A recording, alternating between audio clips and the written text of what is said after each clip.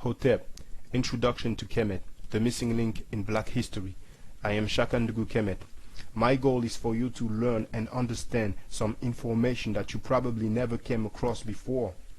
For this reason, the beginning is going to be somehow meticulous because it's necessary. We are dealing with thousands of years of knowledge. Afterwards, you should be able to debate any scholar or archaeologist or whatever title they hold. Why? Because we're going to deal with primary sources, originals. There's going to be name, dates, and places. So let's get right into it. Africa, Afuraka. I'm not going to waste time about the Middle East claim because it doesn't make sense, as you can see. I'm going to break down the word Kemet for you. That's the hieroglyph, the Meduneta. Now the first symbol, that's for Kem. It's a piece of charcoal. I've crossed crocodile skin because that's what it's described as most of the time. Then you have the loaf of bread, that's the sound for T. Then the bird is actually a O, and that's for M. That sign there is the town, village, settlement, Egypt, Thebe. The numbers in bracket are the God in the list number, and it can be useful, even though our ancestors obviously didn't use that. In the bottom you can see how to write Kemtu or Kamtu.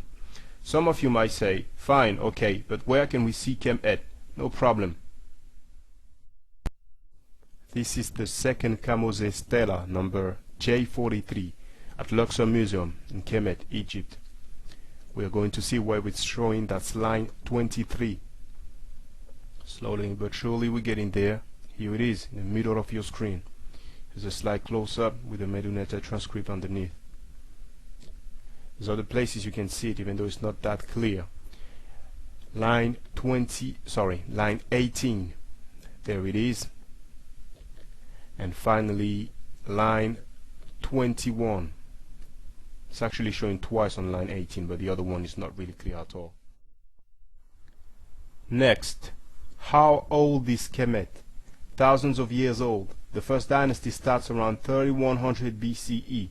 BCE stands for before Common Era. Menes or Narmer or Mena is the king of the first dynasty. We are not even talking about pre-dynastic period.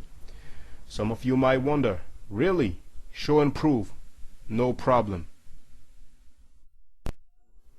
Here is the royal list of Abydos located in Kemet. It gives in chronological order 76 kings from Menes, that's Narmer, to Seti I. Then you have the ancestors chapel of King Jehutimes, commonly known as Thutmosis III. It's from the Temple of Ammon in Karnak, number E13481 bis in the Louvre Museum in France. There's 61 names there from Menes to Jehutimes III. You have the Palermo stone around 2500 BCE, and that's located in Italy. The Narmer's head, UC15989 in Petrie Museum, London, and the famous Narmer palette, CG14716 in Cairo Museum. This is 5,000 years old.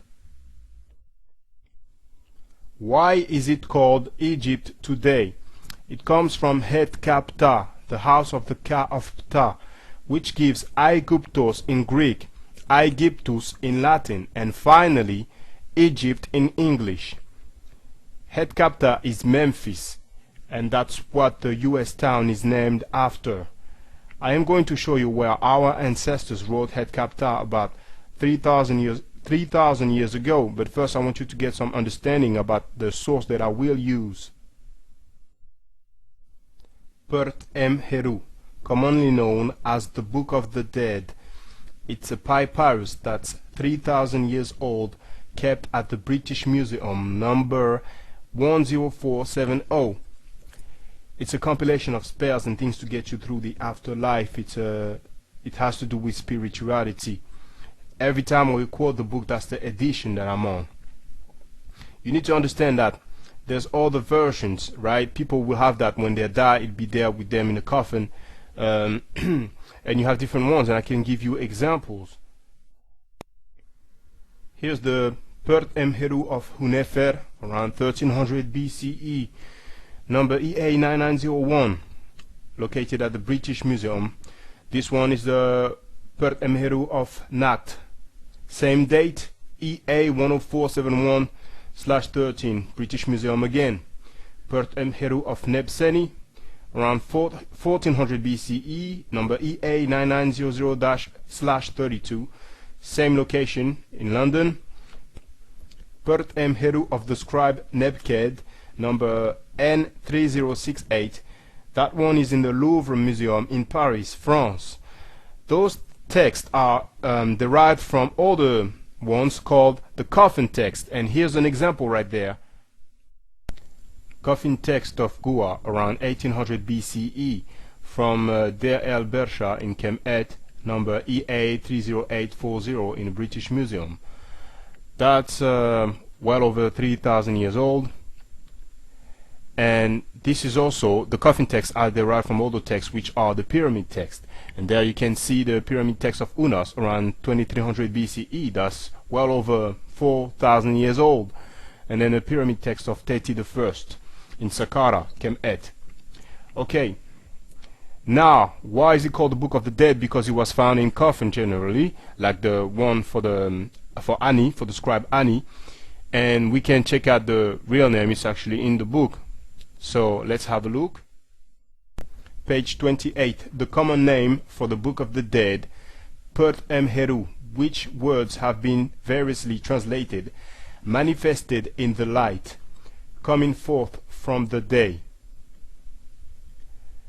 Page 355, it tells you that it's on plate 5. Okay, and here's a breakdown of plate 5. Pert Heru. Now, why do we talk about plates? The papyrus of Ani was found, and it was 20 meters long. I believe that's around 78 foot long. So while it's Burge who bought it, cut it into 37 pieces. That's why we are talking about plates, and there we're dealing with plate 5, and I'm showing you where Pert Heru is written. Let's have a look now. We're going to zoom in. There it is. That's right there. So I'm just going to cut that and then show you the Meduneta transcript, and it's just right there, Pert Heru. You will notice that the hieroglyph is slightly different. It's because it's cursive hieroglyph. Remember, I told you I would show you Het Ptah. Let's go. Page 438. Check out the Meduneta for Het Ptah. Underneath we have the translation. That's line 7. There it is. Now, on the previous page it tells us that it's on plate 15. So let's bring it up. There it is. And we're going to zoom in. That's the one there. It's not that clear, so we look at another page. That's 490. Here's the Meduneta once again. It tells us that it's on plate 19. So that's plate 19 right there. We're going to zoom in. And there we go. It looks slightly better. Here's a close-up.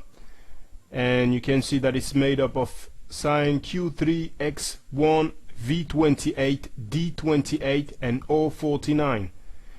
Now you definitely know the origin of the word Egypt. Now we're going to move on to something else. Let's deal with the word Pharaoh. It doesn't mean king, it means house. On the left you have Sultan, the original name that our ancestors used to describe a king. And on the right you have the Pharaoh symbols, the hieroglyphic signs. So it's all broken down to you, as well as Sultan, with the Gardiner list numbers if you want to take it further. Now on page 459, that's plate 16, you can see the word Sultan, and you have the translation. We're looking at line 6 right there. I am crowned upon my throne like the king of the gods.